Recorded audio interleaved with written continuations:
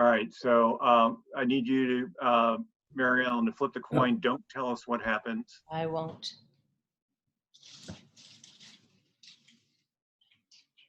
Are you done? I'm done. All right, Paul. Heads. Heads. Heads it is. All right, so you go first.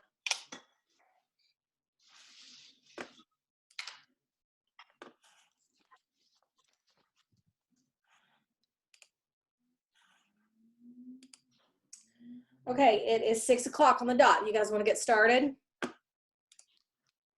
Everybody ready? Why don't we give it like 2 minutes, just because there are probably some folks scrambling to add on, Yeah, I and can I'm do that. watching the number grow, and just in case. Yeah, people are adding.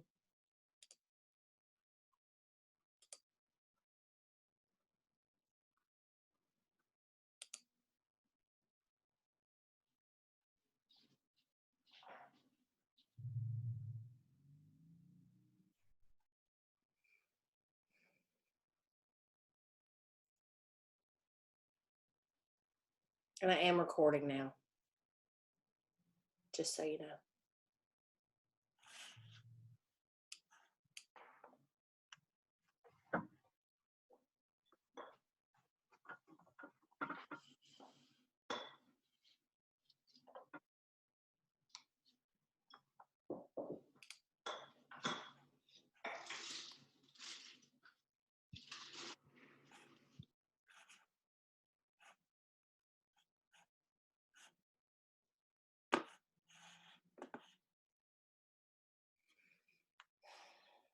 We had about 50 people.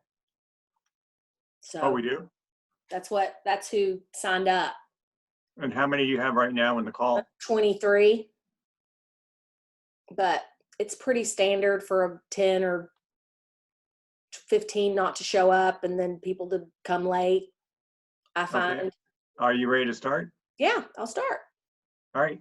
Okay. Hey guys, thank you so much for being here tonight for our Hood River County Candidate Forum for District Attorney's Office and County Commissioner number 2 seat. Appreciate everyone's presence here. I am the Executive Director of the Hood River County Chamber of Commerce. Again, Kate Schroeder. Welcome. And I am going to turn it over to Judge Paul Crawley to facilitate. Great. All right, thank you, Kate, and good evening, folks, and welcome to the Chamber of Commerce's Candidate Forum. We're here tonight from the candidates for County Commission position number 2, which is commonly known as the downtown position, and for the office of Hood River County District Attorney. And the commission position candidates are Arthur Babitz and Paul Henke, and the candidates for the DA's office are Sean Kallery and Carrie Rasmussen. The format we're going to proceed with tonight is we'll hear first from the commission candidates. Each candidate will be given 5 minutes to generally address their candidacy. And after that, we'll move to questions that will be posed to the candidates. They'll answer the questions in alternating order. If they feel like they need to rebut an answer, they can do that when they are answering the next question in line. They each get 90 seconds to address a question. At the end, each candidate will be given an opportunity to give a 2-minute long summation. I'm going to verbally forewarn the candidates when they're within 15 seconds of their time limit. Many questions were submitted in advance, and to those who did that, I appreciate it. Thank you very much. With respect to the questions, there's a certain amount of overlap, and what I've tried to do is as objectively as possible, boil it down to a single question. So for instance, when we get to the county, obviously there are going to be a lot of questions about finances, and there's a common theme. So your question may not exactly be asked, but I'm going to try to address the general thrust of the questions. Second, many questions were submitted late this afternoon when yours truly was out volunteering at Fish. And so I'm trying to put them all together, but we'll see what we can do. We'll also have an opportunity to ask some questions from the audience. With respect to that, the purpose of the questions is to actually ask a question, not to make an argument in favor of or against someone, but to ask a question that each candidate can legitimately respond to. This is not the time to either support or be against someone. There's time for that. It's called a letter to the editor or a social media post. or a personal conversation, but what we're trying to do tonight is provide an opportunity for respectful and educational discourse. With respect to the commission candidates, very recently the county commission has been called upon to make safety and quality of life decisions that one suspects none of them thought they'd ever be in a position of making. And that was probably true during the course of the Eagle Creek fire also. And undoubtedly true again somehow, some way in the future that we can't foresee. There are things that we can foresee, such as land use issues, public safety, and budgetary constraints. We're going to be electing today basically 20% of the county governing body. So that makes it a very important election. The candidates have been asked by me to give me 3 points to provide you introducing the candidates. So these are really their introductions of themselves coming from me. Arthur asked me to let you know that he built a company to design and manufacture electronic equipment for stop motion animators, that he served as the Hood River City Mayor for 3 terms, and that he publishes the daily photo blog called Historic Hood River. Paul asked me to share with you that he has lived here and worked as a fireman in Hood River for 19 years, that he is an advocate for parks, trails, and outdoor activities, and he's recently been appointed to the Forestry Trails Committee and the Public Safety Committee, and that his volunteer activities have included the warming shelter, the Mount Hood Ski Patrol, and fire department projects designed to raise money to work against muscular dystrophy. The candidates chose to, for the commission, decide who goes first by coin toss, which happened just a few minutes ago. Paul either won or lost, I'm not sure, but in any event, he gets to go first. So Paul, I'll turn it over to you when your time has started. Okay, that was a pretty good introduction. I'm just going to read something that I previously wrote, so I don't, to kind of add on to that, so I don't forget anything. As the introduction went, my name's Paul Henke. I'm running for County Commissioner, District 2. I come into this with an open mind and open ears. I feel I bring a new perspective to local government, an opportunity for us all to look at our county's issues at a different angle. I have worked for the City of Hood River Fire Department for 19 years as a paramedic firefighter. This experience gives me a unique perspective of understanding what decisions local leaders make and how that affects the sometimes difficult decisions have on frontline workers like myself. Let me assure you, I will not take these decisions lightly. As a local elected official, I feel it is incredibly important to be in touch with and actively involved in the community you represent.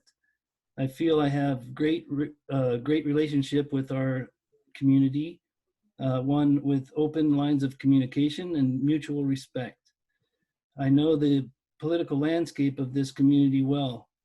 I can honestly say that over the last number of years through various campaigns that I have knocked on every single door in this town, probably twice.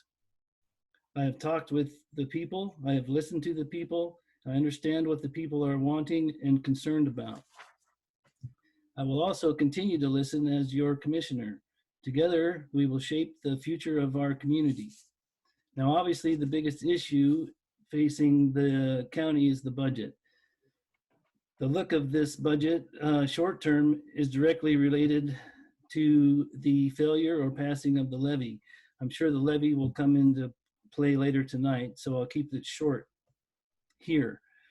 Quite simply, the county's annual revenues cannot keep up with the current level of services provided. Short of just laying people off and drastically reducing these vital services, my general approach is going to be to raise our tax base. By promoting responsible growth, it would take some of the financial burden off the individual household and spread it around a bit. I also feel we could tighten our belt in some areas and save a little money too that way. How we get there is yet to be seen, but that would be my general approach, and I'm open to any input. I don't think there's one single answer. I do feel that some of the qualities of a good leader is to ability to bring people together, listen to those people, address everyone's concerns, treat them with respect, and move forward with a conclusion that is mutually beneficial. However, in the end, that leader must be held accountable for that eventual decision. That leader must own it. So I humbly ask for your support and vote in this most critical election. And I will end with a quote from a man named Arnold Glasow. A good leader takes a little more than his share of the blame and a little less of his share of the credit. All right, thank you. Thank you, Paul. And Arthur, I'll turn it over to you then. You need to unmute. Okay, you hear me now? I'll consider that a technical problem and start all over again. You're on. You're muted again. Okay. Every time I hit it, someone else is hitting it. I think the two of us are trying to control it at the same time. So can I go now? Please. Okay, thank you, Judge Crowley. I really appreciate your agreeing to moderate this. And thank you to the Chamber for pulling this together so quickly. It's really been quite difficult. Paul and I have actually just met, I think, once or twice total. I've really never had a chance to have a conversation, and that's really a shame because to me, I've had 4 campaigns before, and really part of the fun of it is to be working with or against somebody, but to be learning from them and to be communicating with them. So I hope in the future that I get to know Paul better. What I'm going to do is I'm going to give you a little more biographical information on myself, a little more detail, and I'm going to especially point to the relevance of those elements to my request to become the county commissioner. So to start with, I'm an electrical engineer by training, and I invented a device a whole bunch of years ago, which is a productivity tool for animators. It became very popular around the world. We have a big world, so even a small slice of it makes room for an actual company. So I got together with a partner, and we manufactured and marketed that device. I'll spare you the details, but if any of you were fans of the TV show on MTV Celebrity Deathmatch a couple of years ago, then you've seen my product at work. If you haven't, I suggest you check it out with YouTube tonight. It's pretty entertaining and weird. I'm not sure that that's something I should be proud of, but it is a true fact. So what's the relevance to county commission? I'm good with numbers. I built and ran my own successful business, and I've demonstrated skills as a problem solver. Any of you who've built a business understand how that would be relevant to being a good decision maker for government. I am a trail builder and a trail advocate. I have been so for decades. Pretty much any trail that you've been on in the county is something I've worked on.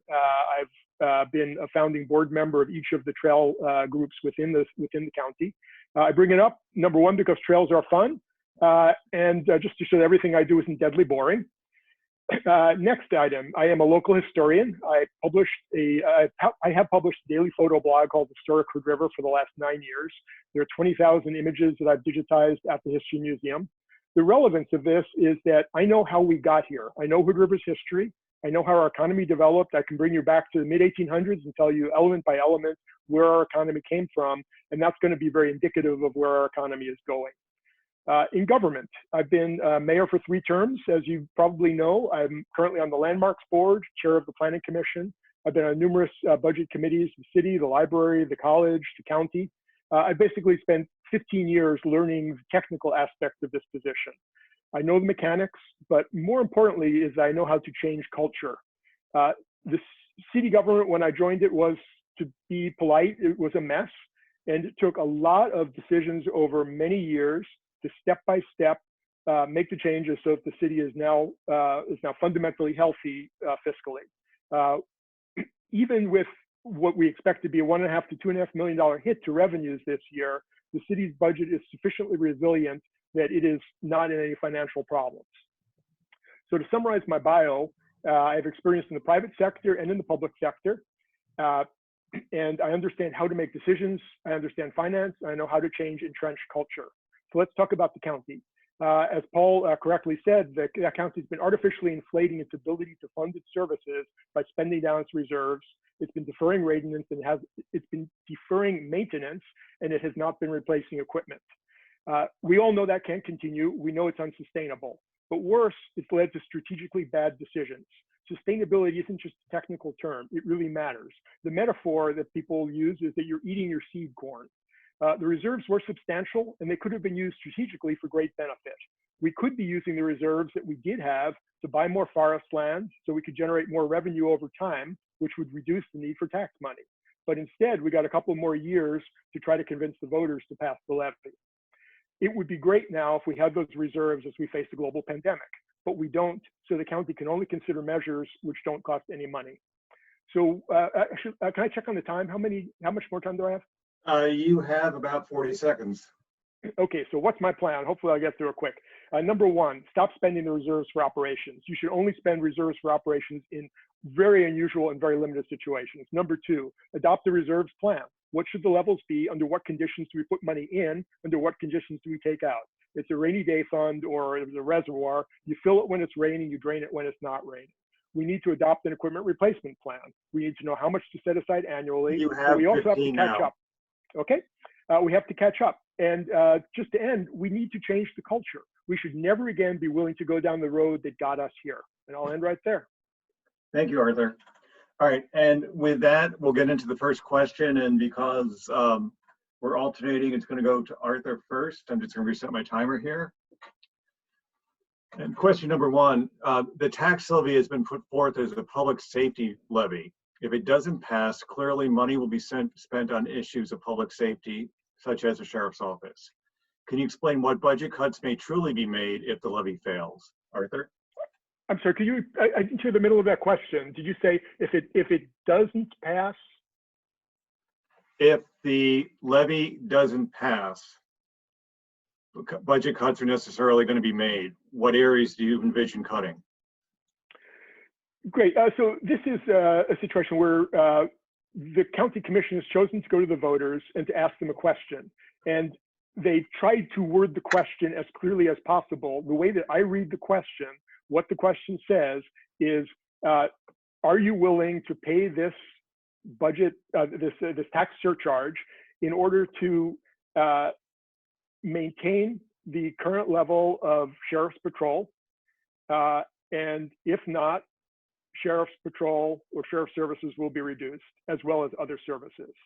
So when you talk about what would happen if the levy doesn't pass, and by the way, I hope it does pass, obviously, I think Paul and I agree on that. If it doesn't pass, I think you have to take the voters at their word that sheriff's patrol, as we see it today, is something that they're not willing to pay for. And you have to start there. That's where the money is. You look at the money in the budget, and you look at what the question is that the voters are being asked, and that's where I would start. That's where the cuts would have to start. All right, That's it. thank you. And then Paul, I'll turn it over to you. Yeah, so if the budget doesn't, or the levy doesn't pass, there's a pretty extensive list of jobs and services that will be cut. One of them that stands out and is glaring to me is the county health department. I think it was about, they're putting a price tag on the county health department and maintaining it at about $850,000. And the wording in the budget, and I've been saying this for quite some time, is that somebody can correct me if I'm wrong, but that they're going to eliminate the county health department. It's 20 full-time employees and expenses at $850,000. We're in the middle of a pandemic, and closing the county health department seems far beyond irresponsible. So the 24/7 coverage of the sheriff's You've got 15 seconds, Paul. Okay, sorry about that.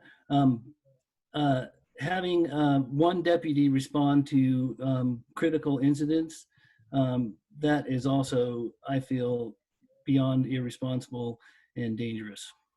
Okay, thank you. And we did this last week with the Rotary Club and the district attorney candidates, and it's a little awkward and interrupting, but I'm not sure how else to make sure we stay on time. So I apologize in advance. Then Paul, you're going to be answering the next question first. And as discussed, Hood River did have a large financial reserve and spent it down over the last few years. Should the county create a new rainy day fund? And if so, with such a significant continuing budget deficit, how should the county fund it? Where is the money going to come from? Go ahead, please. Well, that's the base of all these of the budgets, right? Where is the money coming from? And I agree with what Arthur said in the beginning, that you absolutely have to have a rainy day fund. That's what you fall back on in times of need, like right now. The issue, of course, is the county doesn't have a rainy day fund. They spent it over the last 7 years or so to balance the budget. We've used $700,000 out of reserves. I think a lot of that was the county was missing in the messaging, as far as they would threaten all these layoffs, and they were going to get rid of the jobs and services if the last tax doesn't pass or the food and beverage didn't pass. But they just balanced the budget. They just let it go. And this time, if the levy doesn't pass, real significant cuts will happen. That's it. All right, thank you, Paul. And Arthur, to you. Well, thank you, Paul. This gets down to the fundamentals of sustainable budget practices. And when I started at the city, we had a negative balance in the general fund. So not only did we have zero reserves, we actually owed money, $1.5 million. And we had to step by step, joke I make is we dug our way out, but step by step, we had to claw our way out of that. The way you do that is that you start by saying that the first dollars in the budget have to go to these basic things that you have to do. So for example, first dollars go into things like building reserve. First dollars go into things like equipment replacement budgets. You start with that before you start budgeting any of the services. Services come on top of that, not after that. And that's how you manage to get yourself back to a level you have to be at. If you don't have that discipline, then you just never get there. So yes, just to get back to the fundamental of the question, do you need a rainy day fund? Yes, absolutely. You need reserves. It's crazy not to have them. How do you build them back up? You start with any upside you have, any money that's left over at the end of the year, you're sweeping to reserves. But you also have to have some small amount that every budget is put into reserves even before you start allocating that money to other purposes. It's painful, but that's the only way that you manage to get there. All right, thank you. And Arthur, the next question is to you first. Should publicly owned properties be sold to address the budget deficit? And if so, what types of properties? Not what specific properties, but what types of properties? Yeah, so the answer would be absolutely not. And that's a fundamental issue of sustainable budgeting again. You never use one-time revenues for repeated expenses. So for example, you'd never sell property for operational purposes. And in fact, I wrote a resolution at the city that specifically said that you can't do that any sale of property can only be used for improvement of other property, as an example, or for purchase of other property. So no, I would not sell county property or city property or anybody else's property to fund operations. It's a bad practice. Never do it. All right, thank you. And Paul, to you. Well, in short, I totally agree with Arthur. So the people have at least there's something we agree on, right? I don't see any reason to do that at all. Okay. Then Paul, next question goes to you first. The cost associated with the operation of Norcor is a significant part of the county budget. As a cost reduction measure, it's been suggested that the juvenile side of Norcor be closed. What is your position with regard to that idea? I don't honestly know much about the juvenile side, certainly of Norcor and the expenses. I know it's a necessary evil, if you will, and I don't know how you can separate. I don't know how you can separate juveniles from adult criminals. I don't know if I'm using the right word. I think maybe Sean and Carrie should answer this question instead of me. But so I don't know how you can just eliminate a need like that. But like I kind of said in my opening, I don't know the ins and out of Norcor, and that seems like more of a question for Sheriff English, or we could work together with him. But I don't know how we can just eliminate a section in Norcor, just try to save money. All right, thank you. Arthur? Yeah, so I've sat through far too many meetings where I've listened to the county commissioners talk about Norcor, and I'll have to admit that, like Paul, I think I don't understand the ins and outs of it. I don't understand the details very well. I know that there's a lot of technical questions to what services Norcor provides, how it provides them. I know that there's a lot of budgetary issues, and that Commissioner Benton sits on the Norcor board, and he is responsible for representing us in the budgetary decisions. I guess what I said is the bottom line. I don't have a good answer. I think that I certainly would ask other folks, as Paul said he would ask other folks. But from a budget point of view, I think I would apply the same budgetary principles to Norcor that we apply to the county budget. And I think that it's, in that case, you're working with other commissioners from the other counties that are part of Norcor, and you're making decisions which make sense for all the counties. And you have to do that, and you recognize, yeah, Paul's right, we need Norcor. We have to make it work. Okay, so we're going to stick with Norcor for a minute, but change it up a little bit. And that question goes to Arthur first, and that is, should foreign nationals without criminal charges be held at Norcor for immigration? That certainly makes me very uncomfortable. And so I know that there's it comes down, it's been described to me as a revenue issue. But I think from a moral point of view, I do not like the idea of us renting bed space at Norcor for that purpose. All right, thank you. Paul?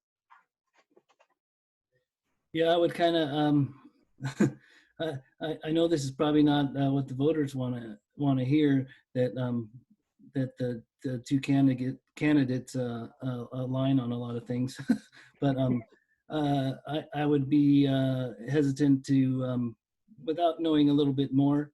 I just don't know how the inner workings of Norcor operate, but yeah, I would just mirror what Arthur said, and I'm a little uncomfortable from a moral issue too of renting bed space to foreign nationals. Yeah. All right, thank you. And Paul, the next question is going to be to you. Given the coronavirus, should the county discourage tourism for the entire summer? Well, I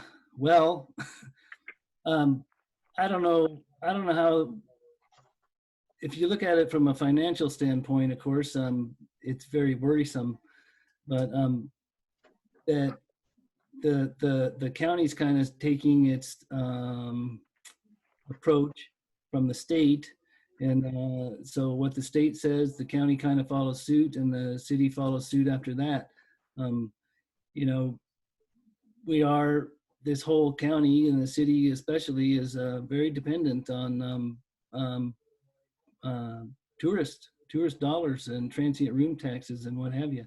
So I don't feel like I am in a position to say whether we should discourage or encourage opening up Hood River. I mean, it's kind of a dynamic situation, and as soon as it's safe to open it up and somebody wants to make that call, then I would support it, and we'll move forward.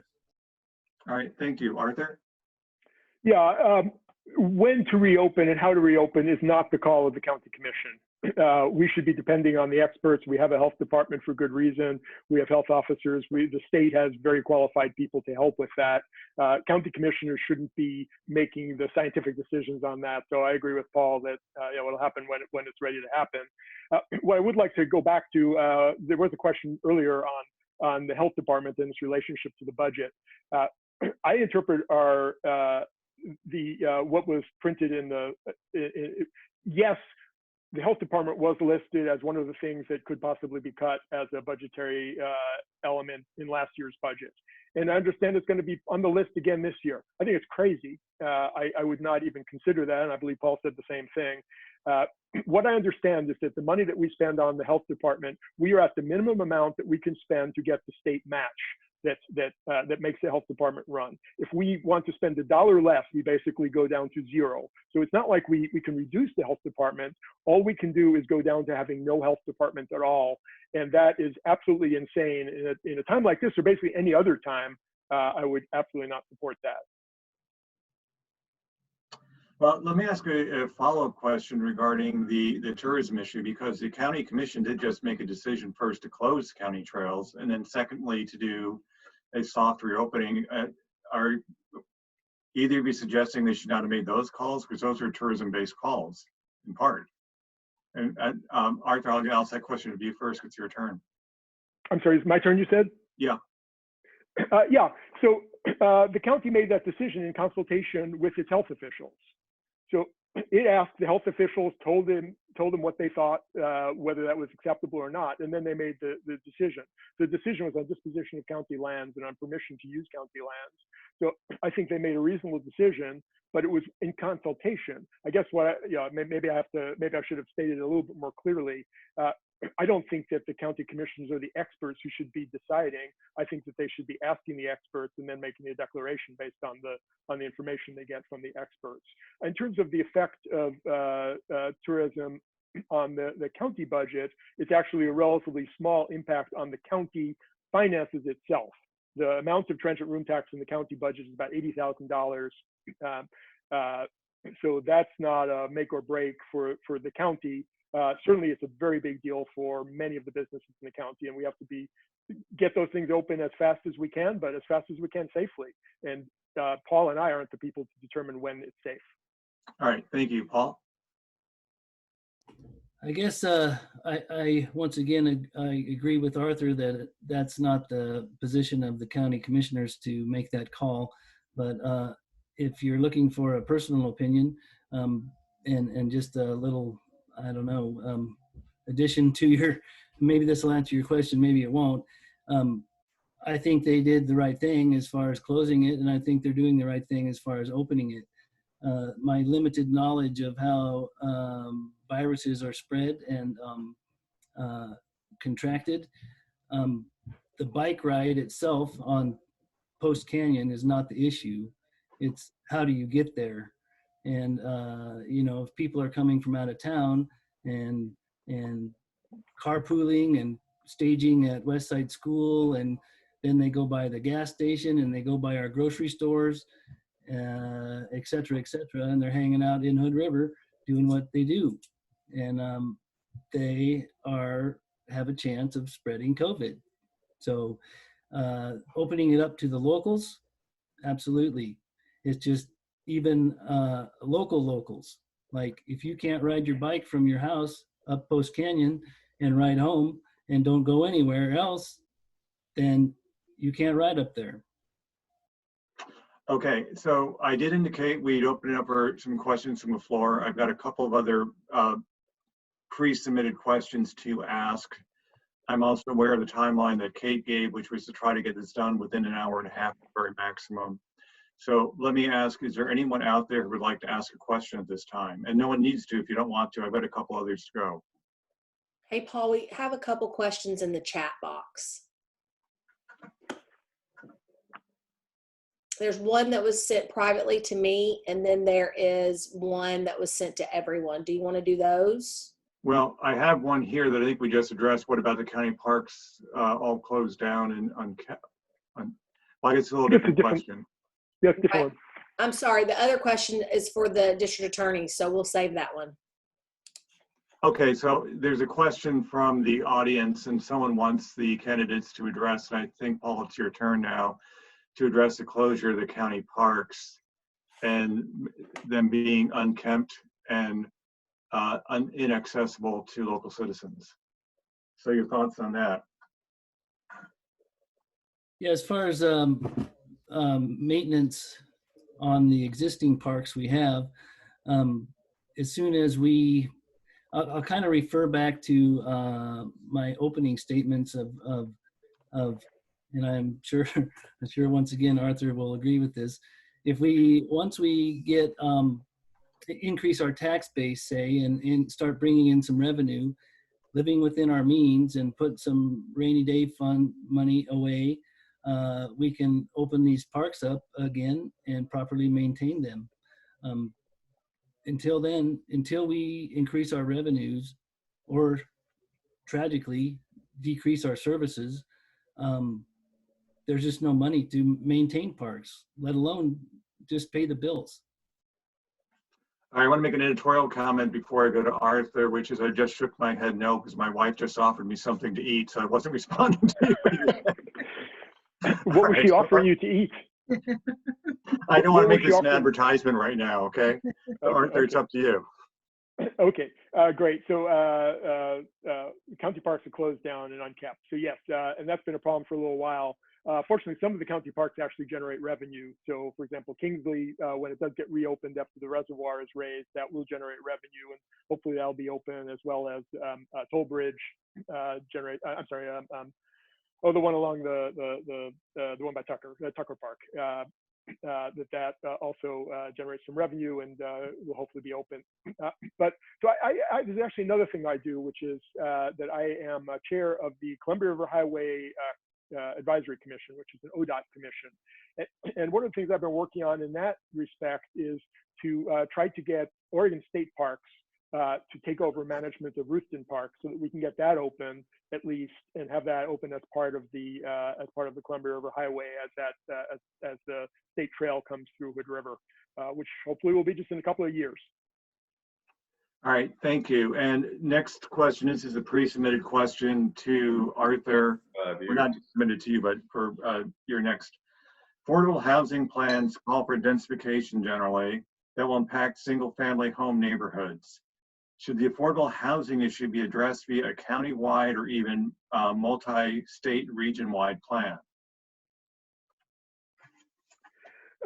Yeah, so I'm not sure I completely understand the question. What's kind of interesting is that right now I'm on the planning commission, so I deal with all the planning issues within the city. When I'm on the county commission, if I'm on the county commission actually has no jurisdiction for land use within the city. And that's where, I'll say first of all, that affordable housing should largely be within the city. That's where the density should largely be. That's how Oregon's land use works. Now, I do agree that I think that affordable housing is a regional problem, and that we should look at it regionally. And one thing that I get annoyed about is when people forget that we have White Salmon and Bingen and other communities pretty close by, that just because they're in a separate state doesn't mean that they're not part of the picture. So I absolutely agree that you should be looking at housing and housing affordability, as well as affordable housing per se, as a multi-jurisdictional question. I'm sorry, I think I've kind of forgotten did I answer the question or not? You answered. Close enough? Sure. Okay. Paul? I'll leave it to Paul then. Yeah, I'm not sure I exactly understand the question either, but I'll just give you my 2 cents on housing and where it can go. And I think once again, I'm going to kind of mirror what Arthur said. The state really dictates where you can build and what you can build, and they really want you to densify the city as much as you can, and then they'll let you go into the urban growth boundary, and then the city takes over the urban growth boundary and builds there. The county has very little input of what that looks like. We can help in ways we can help, but we're just a passenger on the bus, as you say. The city really gets to decide what all that looks like, especially like the West Side Development Plan. We can have some input and we can have a seat at the table, but we're not making the decisions. All right, thank you. And then Paul, to you, and this is going to be the last question, then we're going to go into the summations.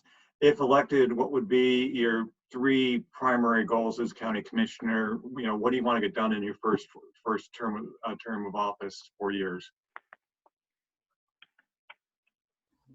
Well, obviously the first goal, or the biggest goal, is to balance the budget. That is not going to be easy. It's not going to be simple. And I don't know how long it's going to take, but we absolutely have to live within our means. We're about to see what the voters feel about how the county's been handling their finances for the last number of years. And if this levy doesn't pass, I wouldn't be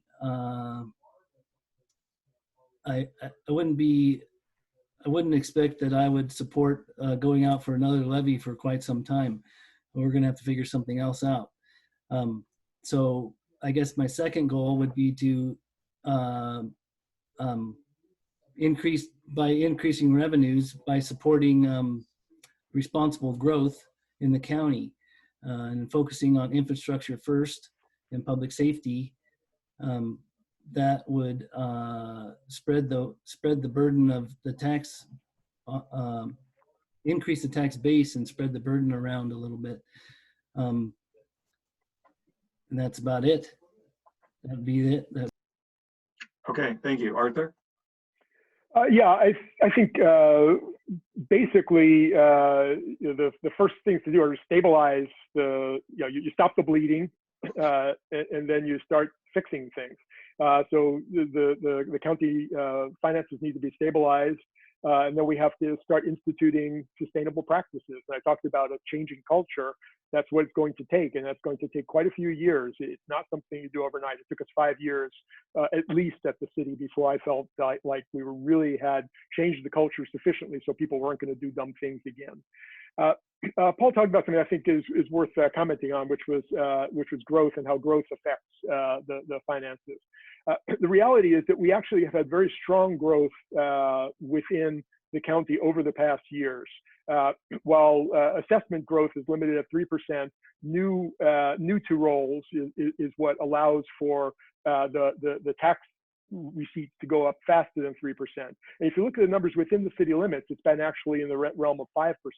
And that's been because we've had a good, healthy environment, which has been encouraging manufacturing companies to come here. So if Tofurky's spending $10 million building a new plant, a place like In Situ and Cloud Gap. You've got 15, Arthur. Okay, so I think that I agree with Paul that we want to encourage that sort of thing. Unfortunately, we have been doing that, and that hasn't been enough by itself. So I think that there's more to it than just that. But absolutely, the growth is important. All right, thank you. All right, and then we're down to the summations. Paul went first with the opening, so Arthur goes first with the summation. And Arthur, when you're ready. Okay, so this will be really brief. The county has a serious financial problem. I led the city out of a similar crisis, and the fixes we put in place have withstood the test of time. This isn't an easy job. Experience and knowledge matter. I have experience in the private sector and in the public sector. I understand how to make decisions. I understand finance, and I understand how to change culture. They say history doesn't repeat, but it does rhyme. The city and the county are not the same, but the issues are very similar. I'm offering my knowledge and experience to the voters. I'm happy to help because I love Hood River, I care about its future, and I think that sharing my skills to make it a better place is the best way I can give back to the community. So thank you, and stay safe out there. All right, thank you, Arthur. Paul, to you, please. Okay, I think for my summation, I would refer back to my opening statements, and I'm just going to read what I wrote down here. I'm here to work with all the players involved. I'm to find solutions to complex problems. I'm here to work with the budget committee. I'm here to work with the other commissioners, and I'm here to work with all of you to work towards a sustainable financial future. If a local official lists all of their accomplishments in the past, and I did this and I did that, and this is what I accomplished. If at the end of the day, those accomplishments were not the will of the people, I consider that a failure. All right, thank you, Paul. And thank you both for participating tonight and for your willingness to run, and especially for having to do this in such an awkward world. We're used to, in our small community, that you, as Arthur said earlier, you know, the two of you only met once before. You should be at forum number 5 or 6 at this point in time. We should have a microphone. We should be all in the same room. Every question should be asked directly from the person who wants to ask it. And you should be out knocking on doors and shaking hands. Don't shake any hands, all right? Can we shake hands here? Can we, Yeah, you can reach across. come on, Paul, you can reach, can't you? So I'm sure there are folks out there who had a question that was not asked tonight. I'm sorry. Try to do my best I could to follow the general theme of things we're asked of these folks. And with that, we're going to move on to the DAs in just a moment, as soon as I change my papers here.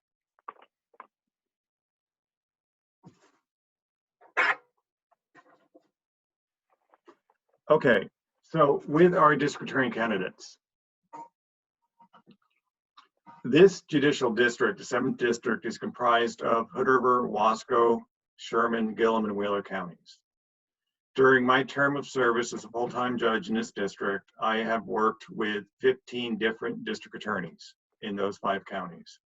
From that experience, it is abundantly clear to me, particularly in our small communities, that the district attorney is the very hub of the criminal justice system. The system only works as well as the office of the DAs, the office of the district attorney. So this is, I think, a very important election. We're replacing someone who's been in that job for, I think, 28 years. Again, both candidates were asked to give me 3 points to make in introducing them. So again, their introductions of themselves through me. Carrie asked to let you know that she's been a prosecutor in Oregon for 20 years, 15 of which have been spent in Hood River County. Number 2, that she founded the Columbia Gorge Children's Advocacy Center in 2009 and still serves as vice chair of that organization today. And 3, that personally she's handled thousands of cases dealing with child physical and sexual abuse, serious drug and property crimes, domestic violence, restraining orders, homicides, and other felony cases. Sean asked me to share with you that first, he and his family have lived in Hood River since 2017, when his wife accepted a position as an anesthesia provider in Providence. That before law school, he served in the United States Army as an airborne infantryman for 8.5 years, including a 15-month deployment to Afghanistan. And finally, that he started working in the Oregon criminal justice system before graduating from law school by volunteering at the National Crime Victim Law Institute and clerking at the Oregon Department of Justice in their criminal justice division. Now, Carrie and Paul appeared last week before the Rotary via Zoom, and at that time, Sean went first, so we're going to change the order today, and it's up to Carrie to go first. And Carrie, with that, I'll turn it over to you for your opening statement.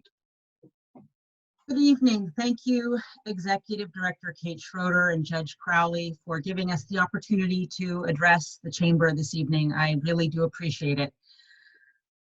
I'm a 6th-generation Oregonian, and I've been, as Judge Crowley stated, an attorney here in Oregon for 20 years. The bulk of my career has been spent in Hood River County. And as Judge Crowley also stated, I have handled thousands of cases in court. But the role of a district attorney is not just to handle cases. The role of a district attorney is also to make sure that our communities are safe, our neighborhoods are safe, and our businesses are safe.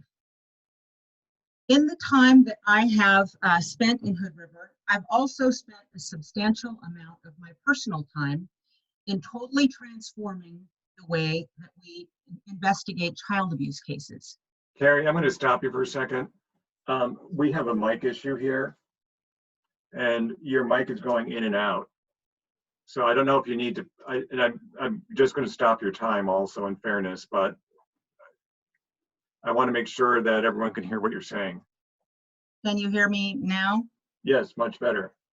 Okay. All right, so you still have 4 minutes left. Go ahead. Okay.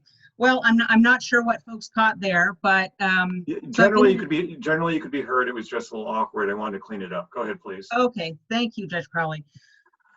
So during my time in Hood River County, I've also, on my own time, established an entire organization.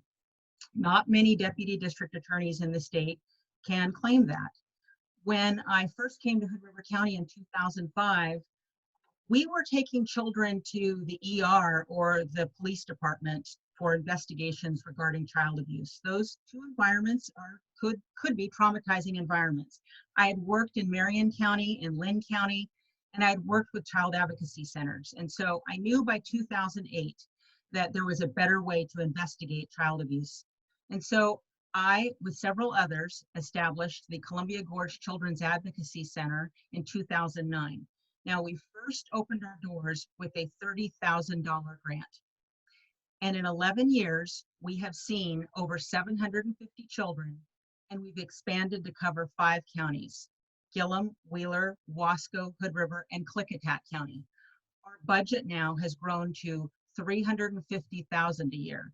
And during that time, the majority of the time, I was the chair, and now I'm still the vice chair.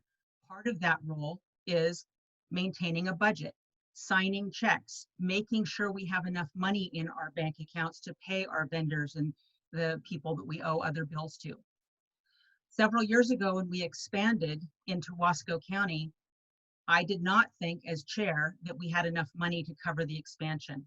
And so I got a federal grant to get us through that gap. A $50,000 grant was obtained to help cover those additional cases that year. So I do have experience in managing complex budgets and also seeking creative funding to get us through a gap.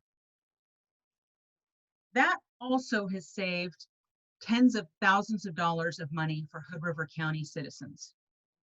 I have met over the years with several judges to just calculate the change in the practice and the change in the number of trials that we've had in child abuse cases. Early on, when I came to Hood River, I would have 1 or 2 of these very complex trials that would last a week or 2, 1 or 2 a year. Those trials cost tens of thousands of dollars. There's courtroom time, there's judge time, there's salary time of both attorneys, there's expert fees. And let's not forget the trauma to the families and the children, and sometimes, frankly, the jurors who have to listen to these cases. And now, with the evidence that we have from the Child Advocacy Center, maybe once a year I have a trial of that level.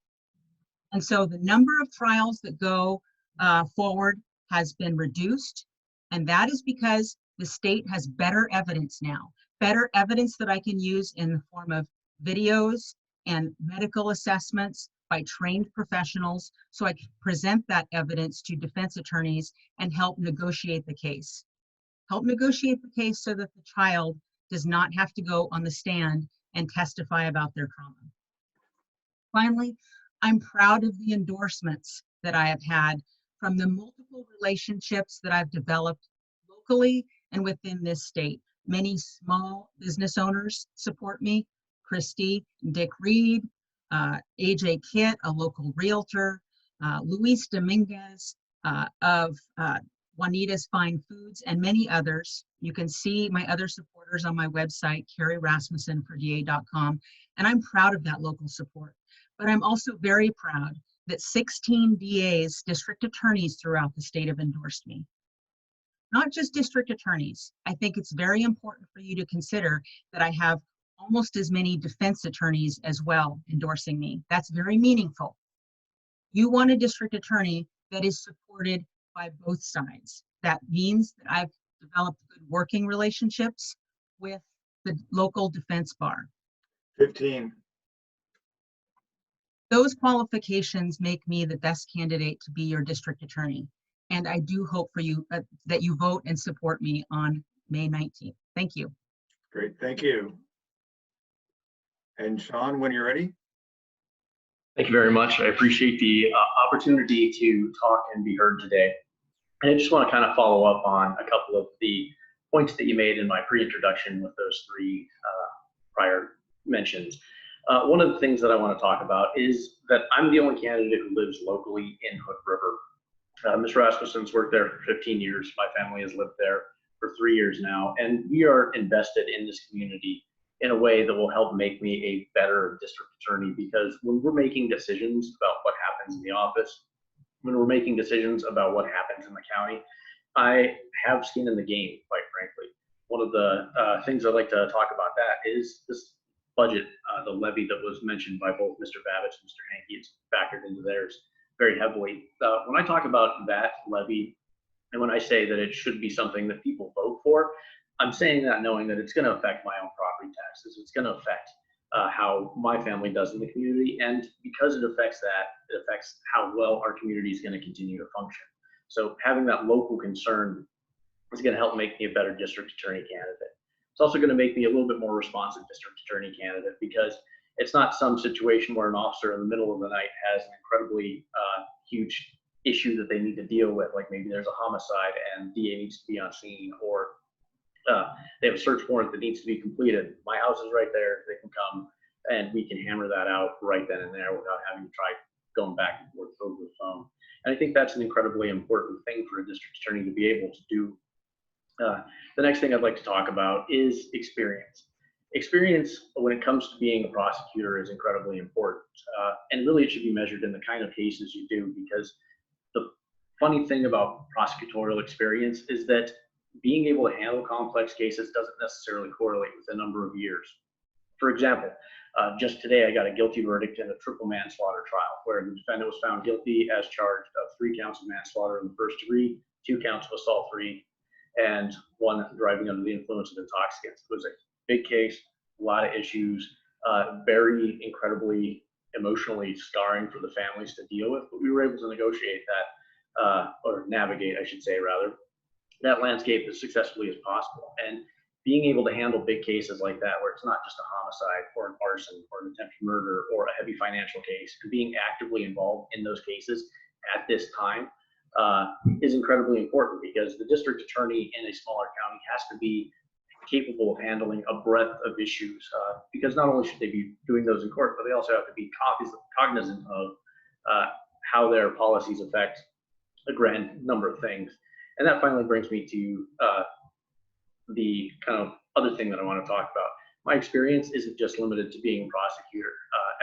As a service member in the United States Army, I was a non-commissioned officer for most of my time, which means I was responsible for supervising people both in and out of combat. And having direct leadership ability, direct leadership experience is going to help me be able to start on day one managing an office. And that's going to be important because, as mentioned by Mr. Babitz, one of the important things to do in our county is to help change the culture. Having leadership experience, having a fresh perspective is going to help me do all of those things. And that finally brings me to endorsements, just as mentioned by Ms. Rasmussen.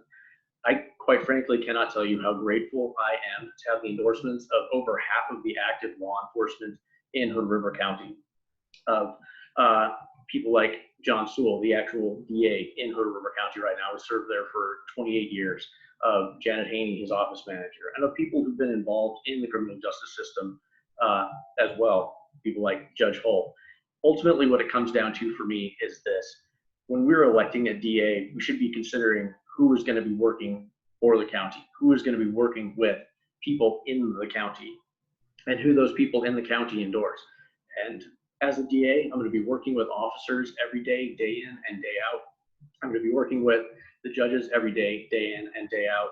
And ultimately, as I mentioned, with John Sewell's endorsement, one of the things that he and I have talked about is changing the office moving forward, helping redirect it and carry it from where he and his deputy DAs have been able to get it so far, move it into the future. Thank you very much. All right, thank you. And then the first question will go to Sean. And the question is this: it's follow-up. Last week during the Rotary presentation, you, meaning both of you, were asked whether prisoners should be released early due to the pandemic. And both of you said no. As a follow-up, does the county's responsibility for the cost of an inmate's medical treatment impact your opinion? For example, if an inmate is in a hospital and still has the county hold on them, the county is by law responsible for the cost of that treatment. Sean? So that's correct. My answer still remains the same, but it gets a little bit more nuanced. One of the reasons that I absolutely say no is because not only, as I understand, the county at Northport, but also the facilities that I deal with here in Marion County, one of the things they're doing a very good job on is maintaining protection for the inmates to prevent them from becoming centers of infection. I said no to releasing them just because of the risk of COVID, largely because the sentence that's been imposed is not mitigated by this new pandemic that has nothing to do with their crime. Similarly, however, if there was a vast danger, if there were starting to become centers of infection, we also aren't supposed to be subjecting them to additional risk. So that ultimately kind of fuels my answer to say, yes, they need to stay in custody, but part of that custody is making sure they stay safe. And with that, until the jail looks like it's going to become a huge center of infection, which they don't so far, to my understanding, I still say no to that. Do still believe that, of course, we are responsible for medical care. Thank you. All right, thank you. Carrie? And I do agree with that somewhat. I agree with the approach that the Oregon State Hospital has taken, however, and that is to prepare. And to prepare by having wings or even a separate facility should the COVID-19 outbreak in the Oregon State Hospital. And so I'm interested in whether our local jails and prisons are also taking those precautions. I do have confidence in Norcor that they can address medical needs. Now, sometimes those medical needs are expensive. For instance, we have had prisoners before that have needed AIDS treatment, HIV treatment. That's a very expensive treatment. Now, one of the ways to mitigate the costs of prisoners needing that medical care at Norcor, our local facility, is to resolve cases in an efficient manner and not let them stagnate at the jail, so that the jail and our county is paying a lot of those expenses. So I know that that's been an ongoing concern that I've actually addressed with Sheriff English. I also think that there are a lot of— You've got 15. There are other ways that expenses can be mitigated with also maybe the creation of a secure facility that's not Norcor. We can address that later, perhaps a secure facility for mentally ill folks. Okay.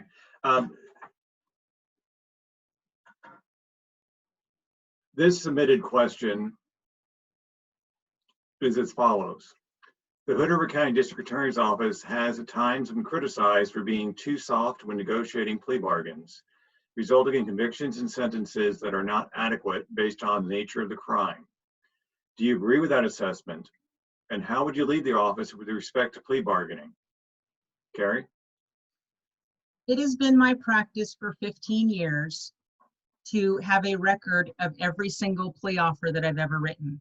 I treat similarly situated individuals the same. I am proud of the fact that defense attorneys know that I am fair when I write a plea offer. And in fact, if there is a client that I've had with that particular defense attorney, I did this recently with Jack Morris, I'm able to point out a prior similarly situated individual. I do not believe that we have been too soft in plea offers. I think that we've been fair and that we also use the sentencing guidelines in Oregon.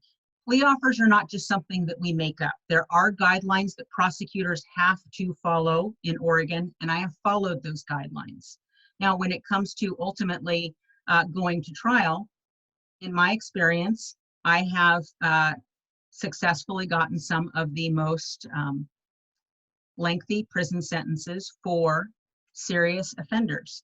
But I do believe that it is important for a prosecutor to make a good faith effort to try to resolve a case. And I do not believe that means that they are soft offers. All right, thank you. And Sean? Thank you very much.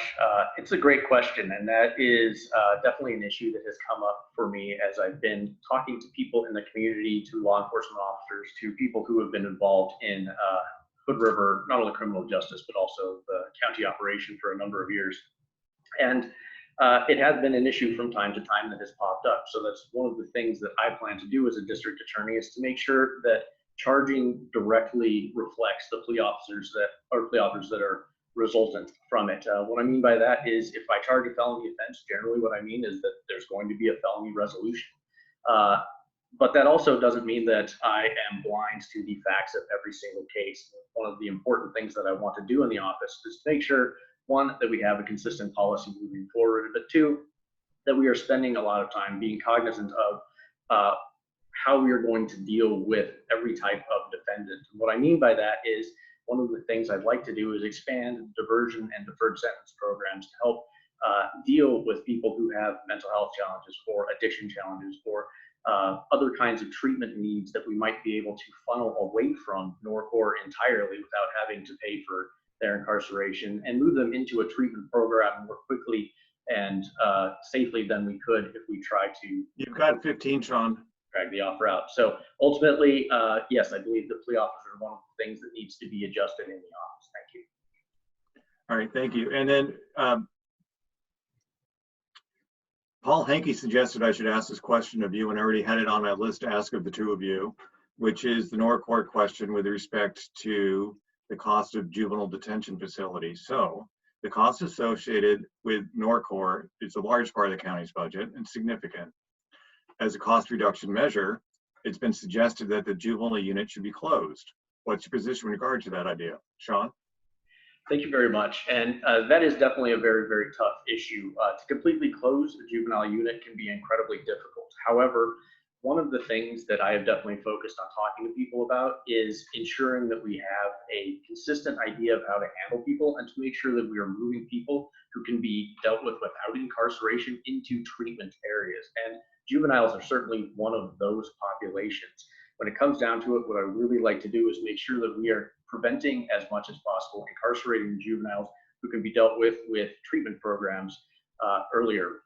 One of the things that I currently deal with in Marion County, where I work, is all of the very serious cases.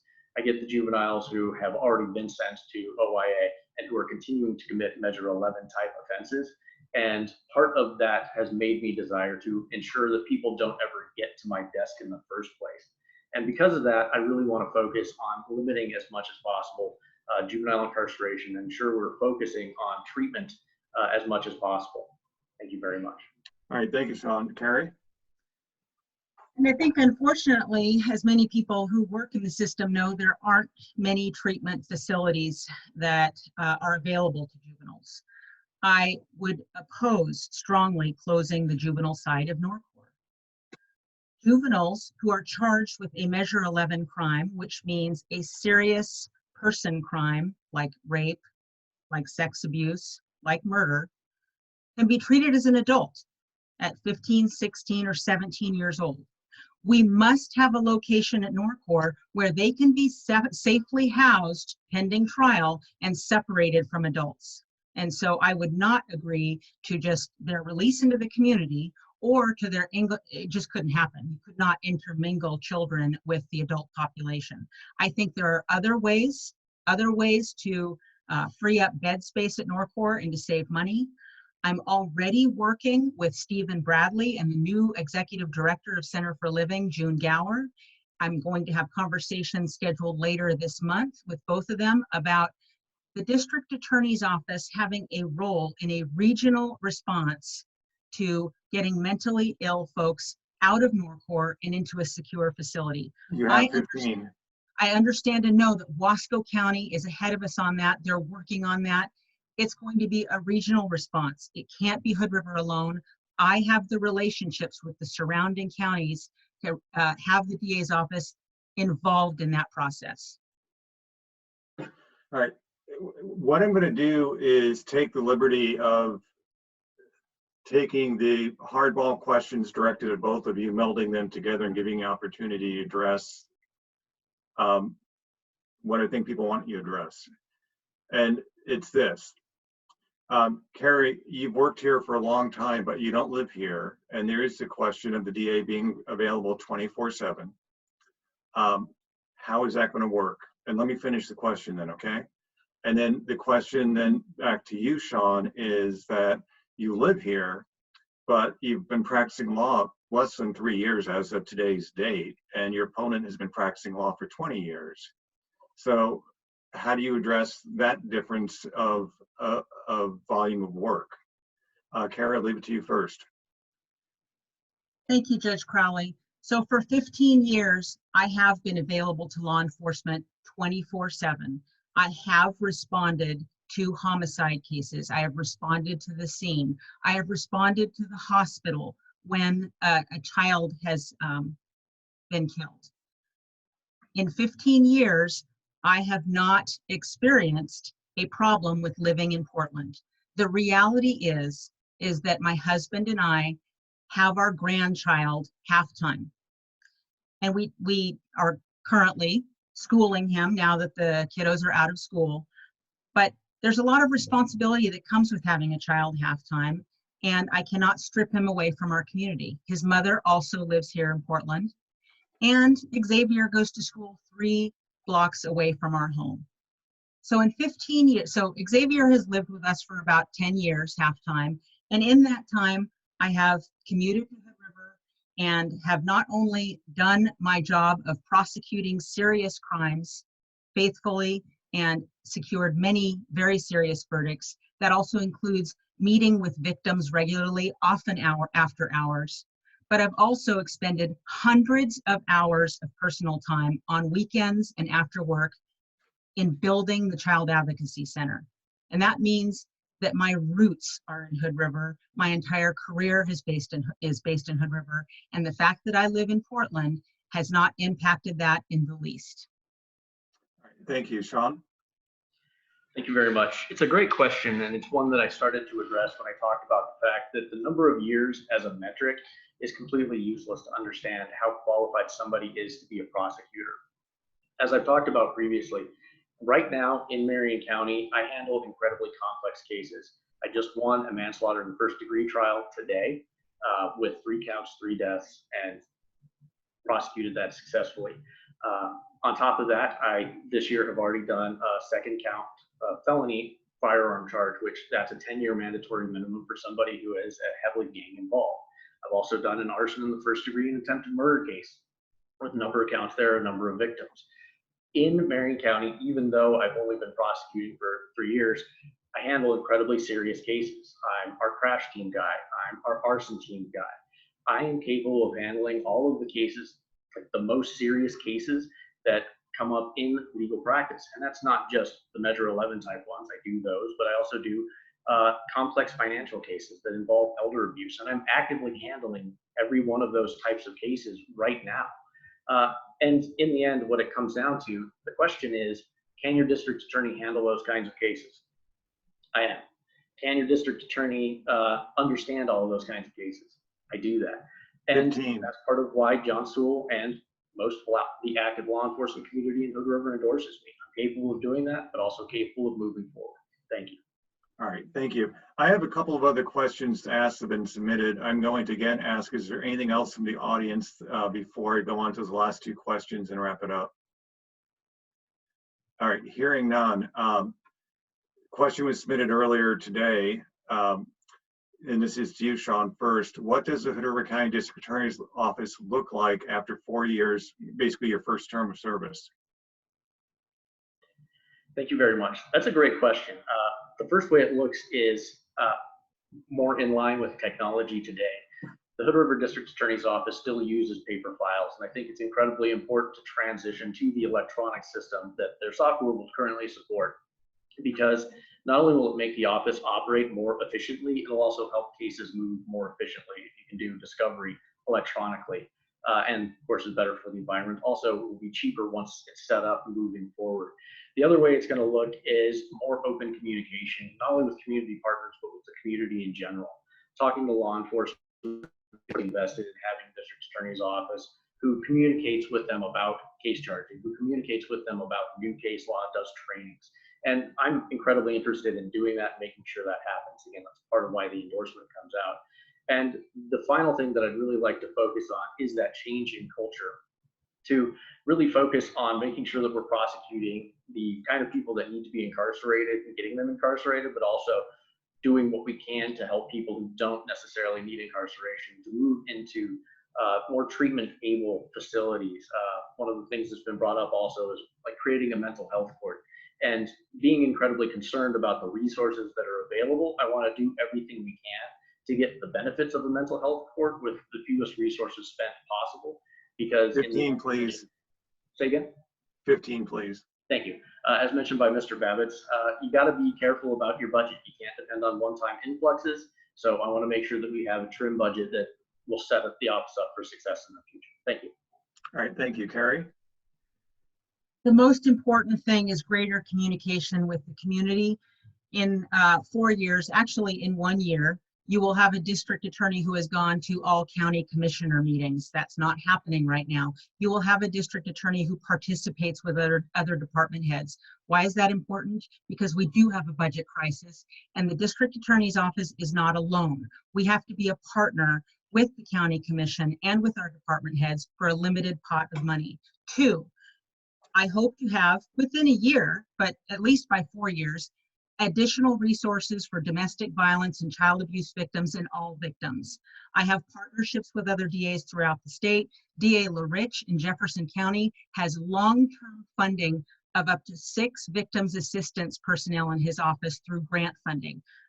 I will look to Mr. LaRich and other DAs throughout the state to seek long-term grant funding to offer additional services and support an additional victims assistance position in our office. And then finally, I am already working with local mental health facilities, Center for Living, to form a regional respite center, which is desperately needed.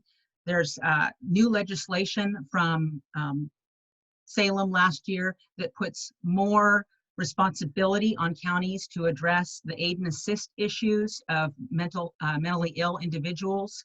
And we desperately need more resources in order to perform those examinations that are required in those criminal cases 15.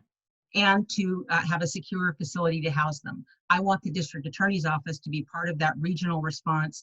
And I have experience in creating a facility, the Child Advocacy Center, that is a regional response to child abuse. Plan to do the same thing with mental health. Okay. For anyone at home who's timing this long with me, if on occasion I let someone go a little closer to the timeline, it's because I have a sense of wrapping up. So sometimes we may go a little more than 90, but I'm trying to be as fair as possible and also not interrupt interrupt as little as need be. All right. This question reads, my impression of this vital leadership role is that professionalism and reliability are as important as empathy and competence. How would your peers describe your ability to succeed in this role? Where would you need support to grow? Carrie? I believe that my peers, as exemplified by the over 125 people who are endorsed me, and both sides of the legal realm, have found me to be very professional and reasonable to deal with. I could not have helped create a center that is such a success today had I not had professional relationships with others that depends upon them relying on my word and relying on the capability of me making appropriate decisions that involve a lot of money, appropriate decisions that involve a lot of other people's money. And so that's why 5 counties have joined the Child Advocacy Center, 5 including Hood River County, so 4 additional counties, because I've created an organization that has grown in respect and professionalism. Professionalism is what the center offers criminal cases. Before, I'm not saying the interviews were not professional, but we now have much more professional and valuable investigations to offer our community. And so I believe that my peers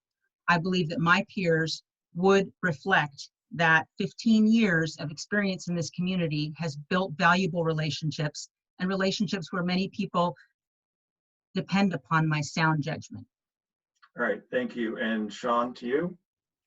Thank you very much. That's a great question, and it's one that I am, quite frankly, happy to say that I can address directly.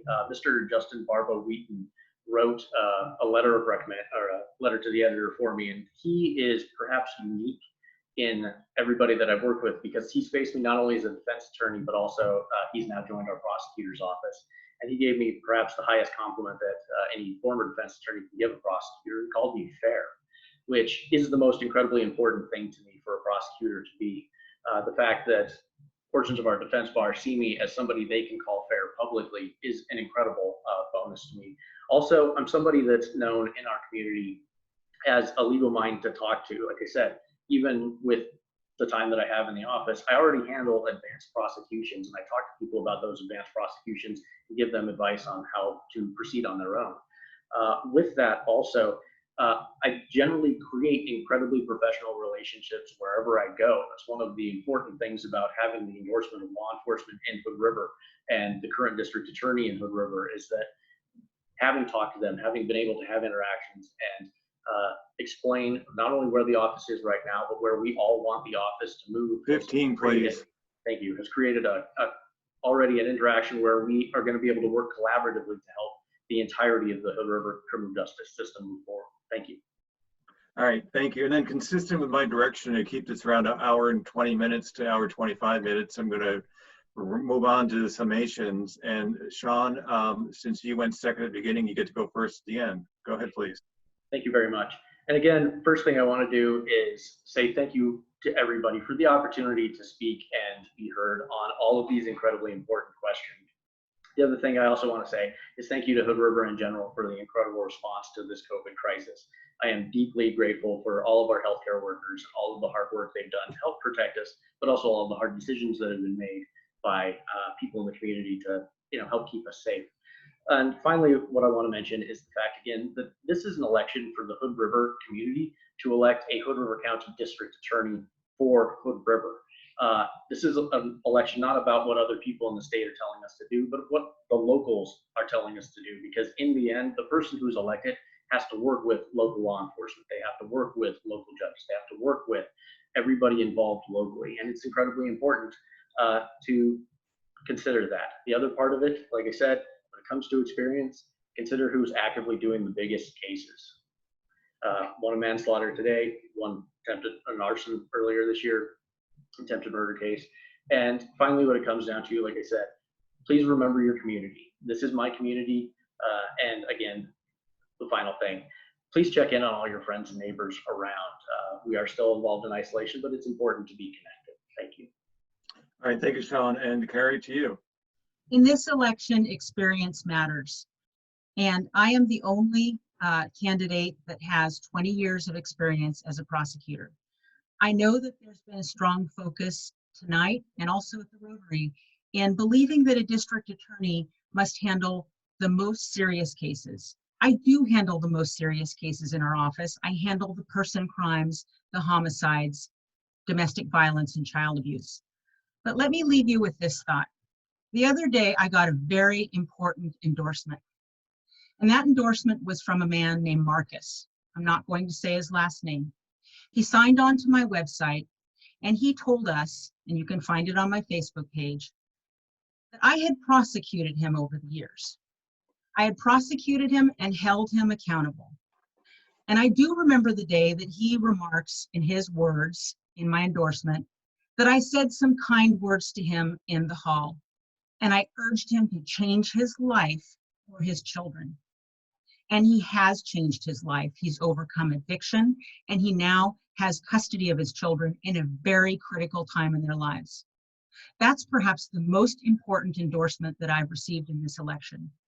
Because what my career is about families healing and, frankly, offenders overcoming adversity and becoming participating members in our society. It isn't just a narrow focus on the big cases.